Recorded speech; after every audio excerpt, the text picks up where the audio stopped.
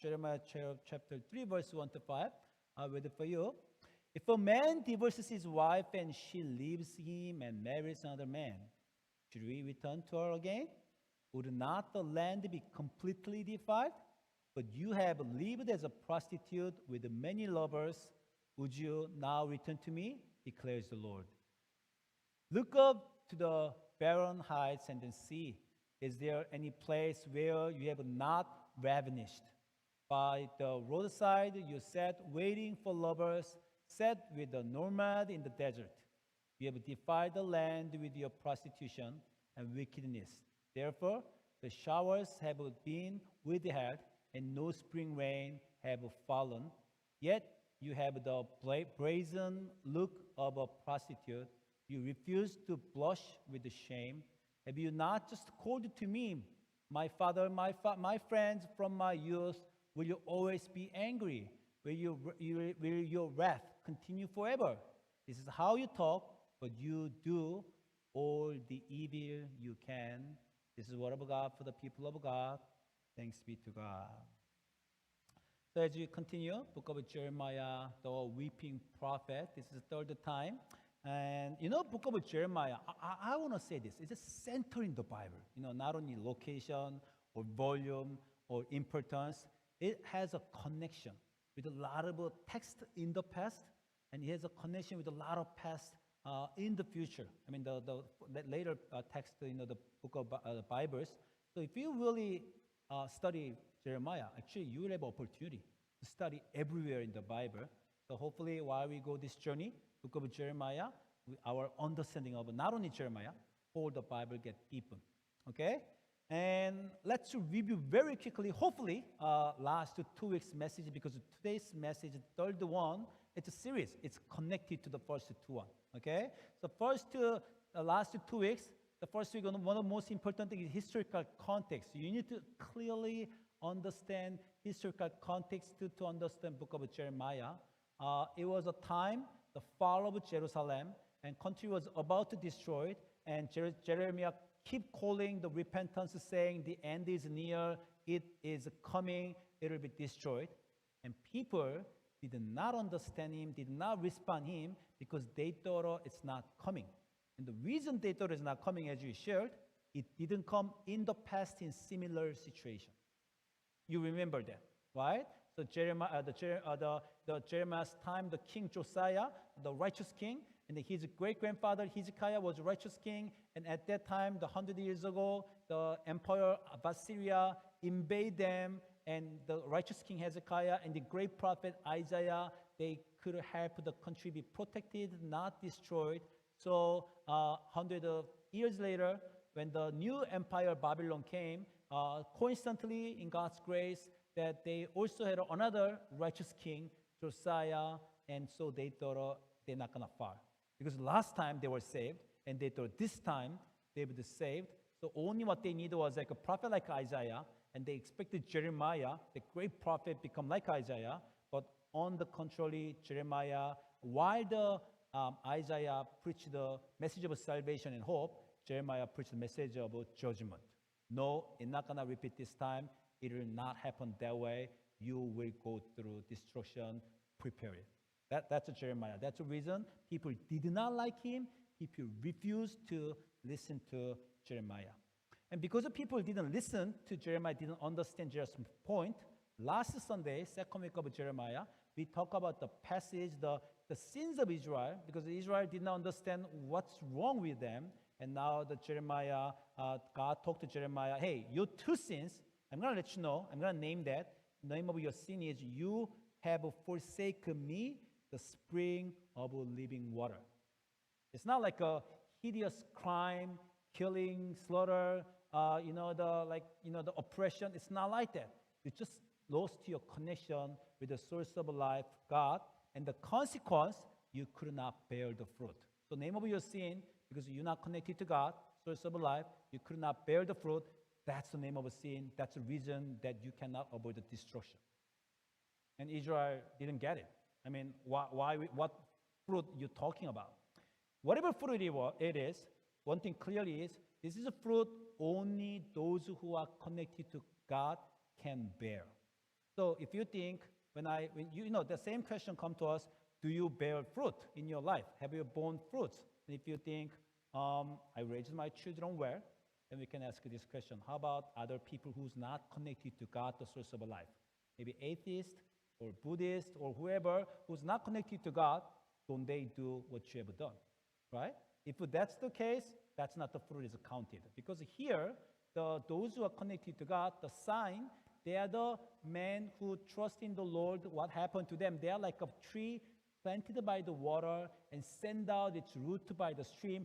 So when things going wrong, when heat came, and when there's a drought, still, while the other trees are dried up because of the scorching weather, those who are connected to God, because they continuously receive the strength from the source of life with God, source of life from God, so they bear the fruit. So again, something this worldly people who's not connected to God, they cannot bear. If you have a bone, then that's your fruit. Do you have anything like that in your life? If you do not have, then you are same with the Israelite, and those who sin, the destruction will come. That's what Jeremiah is talking about. Maybe, again, that you can say, oh, I've raised my children well. That might not be counted because other people might have done same thing.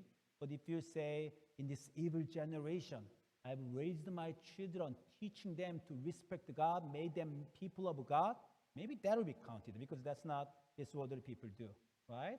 Or like when people hurt you, you're full of anger. If this worldly normal people would pour and they respond with anger and grudge, but if you forgave them and if you practice Jesus' love, then maybe there might be fruit. Or through your life, or through your message, if somebody be saved, that's a fruit. Do you have that Christian fruit in your life? Right? That's what God was bringing up to the Jeremiah chapter 2. Now, today, here, the problem is this. Here, they don't get it. Here, we don't get it. So, God continue to bring all the figurative language. Hopefully, us understand. So, Jeremiah chapter 3, today's passage, God says like this. If a man divorces his wife, she leaves him and then marries another man, should he return to her again? Like you have a wife, and she cheated, and then she has another husband, or she has a different life, then how can you bring her back? That will defile the land. That's a prostitute. So now Jeremiah bring the sin of Israel as a prostitution. And this is not the first time that Bible talk about the sin of Israel as a prostitution. Other prophet has done, especially book of Hosea. And you don't feel like a connection with Hosea at this place, but chapter 3, verse 1, if Israelite heard this message, instantly they know that Jeremiah was talking about Hosea, because Hosea was very famous as the prophet who married prostitute. And there was intention why he did that. That was very rare. God ordered the Hosea to love, the prostitute. And so we're going to talk about Hosea today, because to understand Jeremiah, you need to understand Hosea. Hosea was the first prophet in the book of 12 minor prophet in the Bible. And he was about the 760 BCE, which is 130 years before Jeremiah. Okay? And when God ordered Hosea, hey, Hosea, my prophet, go take yourself an adulterous wife and children of unfaithfulness, because the land is guilty of the vilest adultery in departing from the Lord. So Hosea's time, it was the same. People did not understand why God was angry to the people of Israel. So 130 years ago, before Jeremiah, God already told this, the figurative language, hey, through the Hosea, because you didn't get it, people of Israel, I will show what you're doing and how I feel it. Look at Hosea, he married Gomer, the prostitute, and now she doing the adulterous thing. That's what you doing, that's how I feel it. So basically, two things God tried to tell people of Israel through the Hosea. First one is, I really want you to understand what you're doing to me. I mean, the adultery, surprising thing is adultery is not crime in California. It was crime in Korea when I was young. Only 2015, it become not crime legally in California, in Korea. So Korea is not adultery is not crime either. But surprisingly, in the United States, among the 50 states, the 20 states still adultery is a crime. So United States is not like that liberal. Some of the states still think adultery is a crime. California is not crime, but it's still illegal. Okay. But anyway, the adultery, how much that you can damage, you can wound your spouse with adultery. Some might be like a murder in some sense for the spirit and soul, right, and relationship. So that Israelite, what you're doing is adultery to me. It's not light. It's the first thing God tried to tell Israel through the Hosea's marriage life. And second thing was, even if you are adulterous, I'm not going to give you up. That's the message what God tried to tell people of Israel through Hosea. So let's see the few passages of Hosea to understand. This is maybe introduction to Hosea related to Jeremiah. So again, God ordered Hosea to marry the prostitute woman Gomer. And what God was telling to people, because of this prostitute woman have children, and their children is not my children. So if you have a daughter, your daughter's name is Ruhama. Ro means not in English. So even not only Jeremiah, the Hosea's time, people of Israel was keep thinking we are the children of God. Through Abraham, we are Abraham's descendant. And God gave the promise through the eternal promise through David. We are children of God, we should be safe. That was what people thinking about it. So at the Hosea's time, even before the Jeremiah, so God was telling to people, no, I'm not going to practice compassion anymore because this child's name is no compassion, Ruhama. And this other son's name, Ami, which means not my people. I want you very clearly understand, if you are the church, that you're not my people. Through the Hosea's marriage life with the Gomer, God tried to tell them.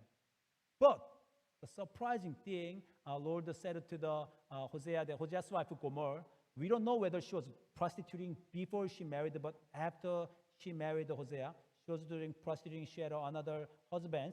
So they got divorced. She left. Now she's living with a different man. But now God telling Hosea, hey Hosea, go find her, bring her back, remarry her. That's really not acceptable. Even today, nobody will do it. If your spouse cheated you, and then they have another the man and wife, man or the woman, then you're not gonna bring them back, right? But ancient time was really the abomination. But God told Hosea, do it, right? Go show your love to your wife again, Gomer, though she's loved by another and is an adulteress. Love her as the Lord loves the Israelite, though they turn to other gods. So God really try to say they turn to other gods. It's a hideous crime to me. You think it's not that big? Because it was very common in ancient time. People believe in many gods. The more the better at that time. More blessing. This God give this blessing, and this God, other God give this blessing. So people will keep worshiping more gods. And it's not like they not worshiping God. They were worshiping God, but they were worshiping other gods too. And they didn't think it seriously. So God brought this marriage relationship. If you love your wife, if your wife will tell you, honey, I love you. But if she says, but I love you other ones too, then how can it be counted as love? You're not going to be angry? That's what I'm feeling, people of Israel.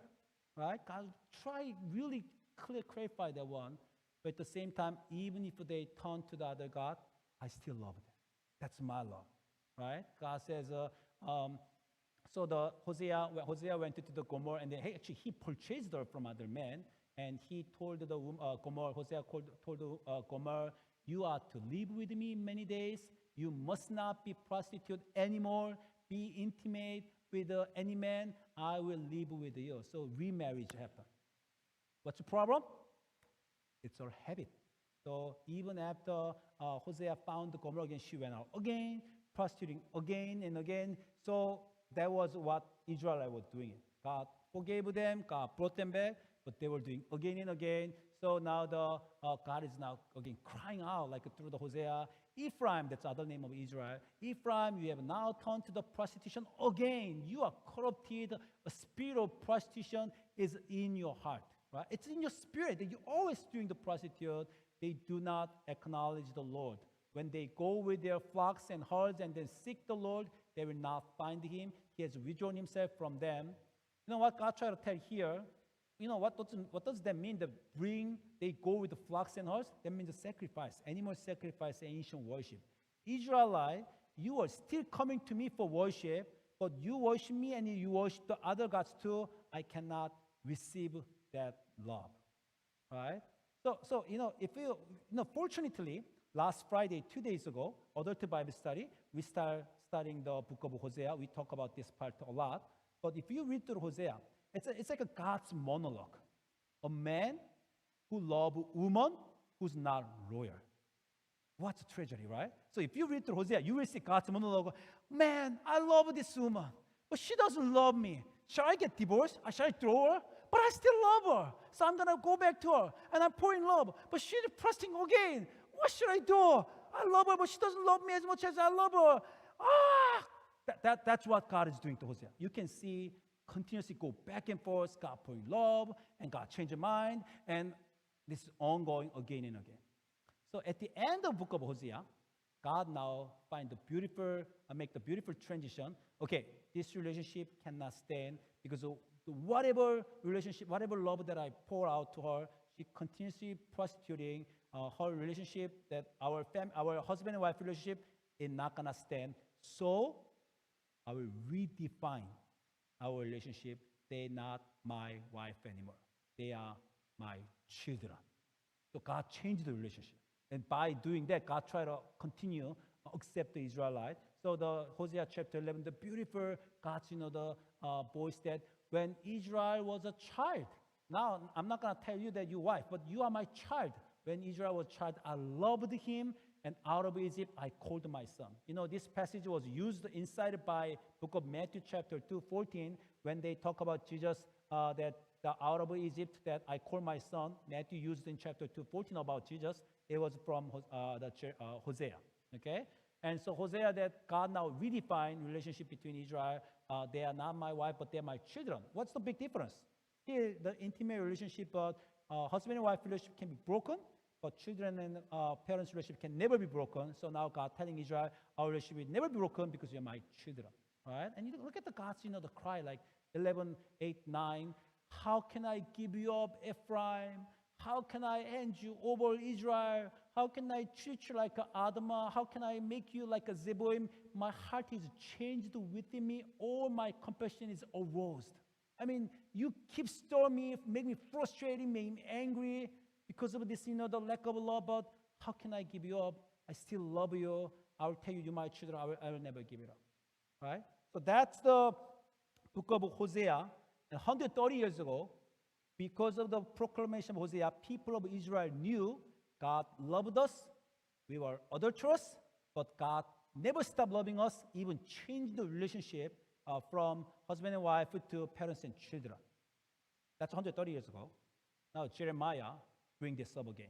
Hey, if a man divorces his wife and she leaves him and then married another man, should we return to her again? When the Jeremiah brought it up, all Israelites thought, that he talking about the Hosea, the 130 years ago. At the time, we were saved. God still didn't give us up. So this time, God will not give us up again. That's what they were thinking about. But Jeremiah said, not this time. Again, the problem with Jeremiah, people will keep thinking we were okay in similar cases. I mean, what's our problem? We have been so far okay. I mean, 5 years ago when I came to church, God was not angry at me. 2 years ago when I continued my Bible study or my certain religious life, God was not angry at me. Why all of a sudden, today God is angry at me? That is our problem, right? If you hear, God says, I'm angry at you. Again, is my life changing? Did I become all of a sudden the evil person? Why you are okay with me? Why you not okay with me? You are okay with me, but you're not okay with me right now. That's our problem. That's Israel's problem. And that's the problem in Jeremiah's generation. Jeremiah said, now, this time is different. When I treat you as a children, I thought if I treat you as children, you will at last respond me to my love. So the Jeremiah says like this, have you not just called to me, my father, my friends from my youth, will you always be angry? Will your wrath continue forever? This is what people of Israel are saying. You're my father. You're my friends. So you're not going to continuously angry to me, right? And by saying that, what was the lack? Israel was not changing. They were like just baby which was not growing. We know you love me. You know you forgive me. So you're not gonna forgive me. You're not gonna be angry with me forever. You're my father.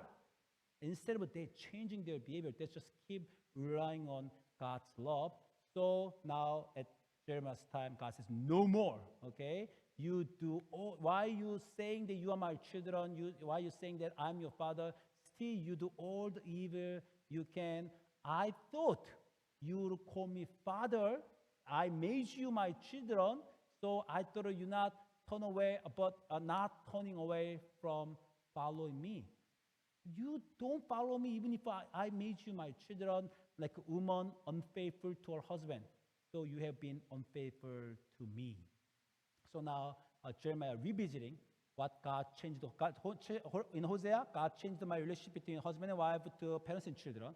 Now it's turning over. From parents to children, that relationship doesn't work. Whether I regard you as my spouse or my children, the same thing is you not get changed. So I will just turn it back again. I'm asking you about, I'm talking against you about your adultery. That's what Jeremiah. So again, last Friday, some of us here that made a Bible study. So we have a very important question during the Bible study. What relationship do you have with God? And everybody has their own answer. Like God is my best friend. Some of you think God is my father. Some of you think God is my spouse. God is my love. God is my master. Maybe you all have a different answer, right? I think actually the last Friday in our adult Bible study, half of them says God is my father. And actually half of them says, oh no, God is my partner. God is my love, which means there's a pro and con. When you say God is my father, we emphasize the relationship which will never broken. But in that way, always is unbalanced. God is the one who pouring love. We're not really not responding, right? When you say God is our love, that means like an equal relationship that as much as God pour our love, we also wanted to respond to God, that two relationship. So some of us says, God is my father, some of us, God is my spouse. And I brought up important question during the Bible study. You should figure out, define what relationship you have with God. At the same time, you need to ask, what relationship does God think have with you, right? So that's a relationship. Like you think, oh, he's my father, but God says, no, I'm your husband. If relationship is mutual, right? Every two parts should understand together, agree that relationship. If not, that's a big tragedy. I will tell you one personal story. New generation, they don't know about the pen pal, but I'm pen pal generation. When I was a college, the youth and college, we didn't have any email. We were like writing the letter, right? I had friends, female friends, I met in high school, and she went to Germany. And then she became an immigrant in Germany, so we are writing letter. And for 4 years, from senior high school to the junior college, 2-3 times a month we sent the email back and forth. For 4 years, every month. I wrote a letter. It took about 7 to 10 days. She received my letter. She returned to me. And then I received it 7 to 10 days later. I returned to her for 4 years. What an intimate relationship, right? And I really liked it because, there's something that you cannot share with people around you, some shame, right? But you couldn't write down because this friend is far away. So 4 years, the piles of letter that we were back and forth. And 4 years later, when I was a junior in college, one letter came to me from her. She said, I want us now meet. Why don't you come to Germany, visit me, let's meet face to face. And I replied to her, nope, I'm not ready to see you. I'm very satisfied our relationship by this, the mail correspondence, so I'm not planning to visit you. You can guess what happened to the relationship, right? She didn't reply me. Like every letter that I sent her, in 7 to 10 days, it came back. But for 3 months, there was no response. And 3 months later, letter came to me from her. It says, "Oh, Justin, how are you doing? By the way, I have a boyfriend. So we're thinking about the future," and it moved forward. And at last, I found out I made a mistake. So next year, when I was a senior in college, I met another woman. And this time, I didn't make the mistake. So I married her. That was okay. But what was my problem? She was thinking this relationship seriously, and then she wanted thinking of the next step, move forward. But I was not ready. So we have a different relationship. I mean, you have seen that, right? The man and woman were dating, maybe dating for 4 years and 7 years. One person dating, thinking this relationship will go to marriage, and the other person just dating. How did it end up? It's not just brokenness, bitterness. The people will curse each other that I thought we were thinking to move forward to this marriage, and well, no, I never meant it. I just enjoy this relationship. I was not thinking to marry you. That's what God says. Sin, crime, because especially to me, you broke my heart, right? So important thing is, whatever relationship you have with God, you need to ask this question: God, what relationship do you want to have with me, right? And you know, the Christianity, whole Bible, it talk about what relationship God wants to have with you. God loved this world, you, so much, so God gave His only Son, Jesus. That's God's love. It's not like, oh, I love you, and I love you, that person too, and then I love you only half of my heart. But no, I love you as much as I give you my only begotten Son. So it's like comparatively, figuratively, you know, there's like a big diamond ring that passed down from my grandmother to my mother, and now I'm trying to give it to my girlfriend. Hey, this is diamond ring that come from my grandmother and my mother. What does that mean? I'm thinking you as a person that live life my forever. If she was not thinking about that way, she said, no, I can't receive it. This is too much. Okay, keep it for somebody you will meet in the future. You know what I'm talking about, right? That's our tragedy. When you come to this church, I mean, when you get to know the Christianity, when you come to this religion, first thing you heard and last like 20, 30 years to what you heard like a million times, God loves you so much, He gave His Son, Jesus Christ. That's the foundation of this religion. And that statement asking you, so are you ready to go into that relationship? Right? God loves you that much. Are you willing to love that much? I mean, again, like, we're not perfect. We're not maybe that diamond ring come down to you if a woman, you know, get married, thinking to marry this person, but her love is not like 100%. Then she said, oh, I don't deserve this ring, but I'll do my best to be your, like, you know, whatever, to deserve to this diamond ring. Something like that, right? I mean, if you're ready to grow up, that is okay. But problem is, I am okay for that much relationship. God, I worship you. You are important to me. But there are a lot of other things important to me. My family is important. My money is important. My success, my career is important. You are one of the important one. But if God says, no, you are as important as I'm giving you my Son, will we continue this relationship? And if you don't understand why God's so angry in this relationship with you, then we really don't know anything about love, anything about relationship. What happened to the sound? It's kind of resounding all of a sudden. Is it okay? You know, I'll just tell you the one last story to talk about this. Last Friday, I really like Eddie's not here. She's not LA to give Audrey a ride, but I like the whole answer.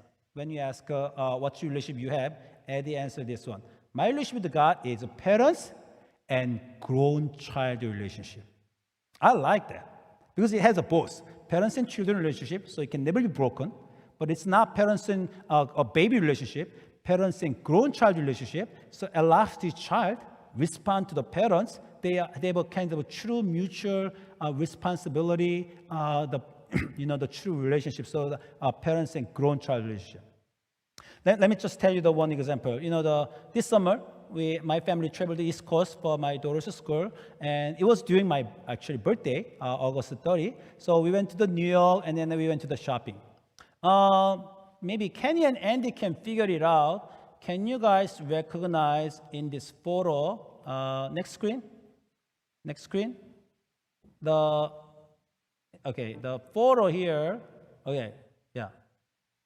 So these are some shoes that I got during this summer. Can you make a screen big? You know what this shoes is, right? Anybody has this one? The famous Birkenstock, right? And you know, first of all, a lot of young people, they enjoy this Birkenstock. But to me, my generation, you know, the proper price of a slipper. Steve, what's the proper price of a slipper? $299. That's my generation. You know, the flip-flop, $2.99, maybe $9.99. $10 is the maximum price for slipper. That's my generation. But, you know, our young people wear this Birkenstock, and that's 120, 130. I don't get it, but everybody around me, not everybody, but many of young people have this, right? And I went to the H&M, and I found one of these shoes. And you can figure it out which one is the shoes that I found. And it's like $17.99 in the price. Oh, that's good, less than $20. And the 30% discount, so it was like $11.99. And I thought, got it, that the Birkenstock that everybody wearing now, I can wear that too. So the very look similar, I purchased like $11.99, and I'm very proud that I found the cheap, right one, and I went to my family and my 3 children screaming, "Daddy, what is that?" Doesn't it look similar? No, it's so fake. It's so cheap that it's not the real. Oh, can you tell it? Yeah, it's obvious.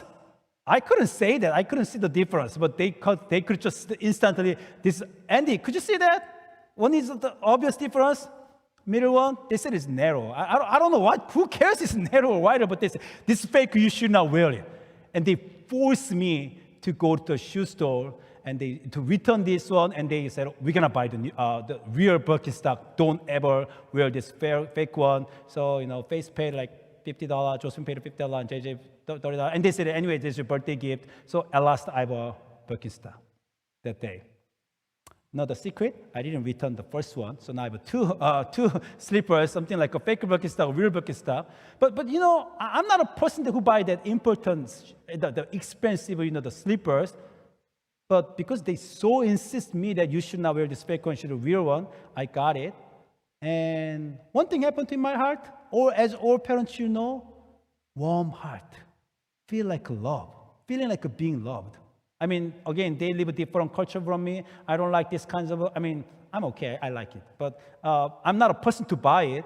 But when my parents, my children, they always received from me something, right? But now they grow up. They insist to me that what you need to do, what you need to not do. And from there, out of love, Daddy, you should get this one. This is very expensive, right? I'm still richer than them. But they, get their money and then they buy these shoes. Grown children, right? That's how I feel like, oh, they are, someday they buy Lamborghini for me, right? Whatever, children grow up and they respond to their father. So important question is this. Everybody here, you might have your own relationship with God, and you can define it. Parents-children relationship, husband and wife relationship, best friend relationship, you can have your own definition. We all know we're not good at that. If we are children, we are rebellious children. If we are wife, we are adulterous wife. If we are friend, we're not trustful friends to God, comparing what God does. But we should grow up, right? If 5 years ago I was very the rebellious child, then next 5 years we should be different because God is waiting. It's not like God is satisfied right now the relationship that God has with us. God gave all in relationship, and there's a rule of a relationship that you have a mutual responsibility, and that's a reciprocal relationship that God wanted. And when we didn't have it, God was angry, and God was pouring anger. Why you don't love me as much as I love you? Why I'm giving all my heart? Why you not giving heart? And then we keep thinking, what's big there? So I'm asking you this. You need to redefine Christianity.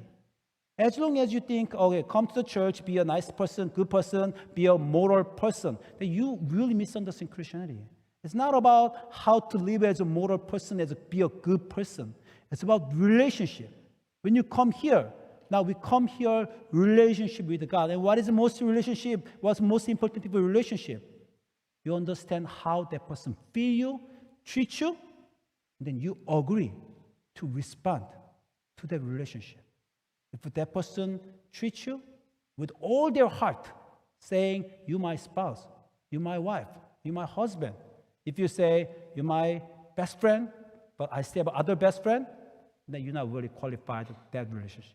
The Christian, the reason God is angry throughout all the Old Testament, because people didn't get it. What's wrong, God, with you? Why you make big fuss? We're not that wrong comparing to the people around us. Like there was Moabite, Midianite, Ammonite.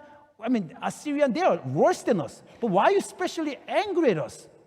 They will keep thinking about right or wrong, but God said, no, it's not about the Bible. It's about relationship, what relationship you have, how you are responding to me. And even if we're not perfect, God is waiting for us to grow up. And that's the book of Jeremiah. I've waited for you during the Hosea's time. I'm waiting for you during David's time. I'm waiting for you during the Hezekiah's time. But not anymore. My patience is over because I don't see any change, even if I'm patient, even if I waited. You know, the one thing good for us, we don't have to repeat what Israelites did in the Bible because we have a Bible. At Jeremiah's time, Israelites, they didn't understand why God was angry through Jeremiah. What was Jeremiah talking about? They didn't get it. We can get it because we have a Bible. We are reading it. We are studying it. So as we share this message in the Jeremiah, touch our heart. It gives us the acknowledgement, the understanding of what our God wanted to us and why He's angry if He's angry, how we should respond. Let's pray.